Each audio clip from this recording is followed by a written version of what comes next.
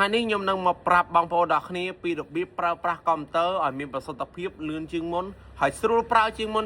ចេះមានអារម្មណ៍ថាខ្លួនឯង fresh ហ្មងណាតោះចាំដឹងថារបៀបរៀនមិនតោះកុំភ្លេចចូលទៅមើលវីដេអូនេះទាំងអស់គ្នាហើយ shortcut ហ្នឹងគឺល្អមែនទែន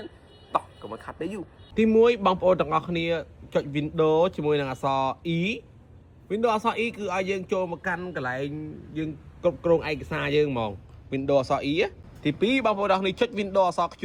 Windows អក្សរ Q បើសិនតែយើងចង់ស្វែងរកអីក៏ដោយយើងចុចតែ Windows អក្សរ Q មកវាដល់កន្លែងយើង search ហើយយើងវាយផ្លាប់ចឹងមកបងប្អូនទាំងអស់គ្នា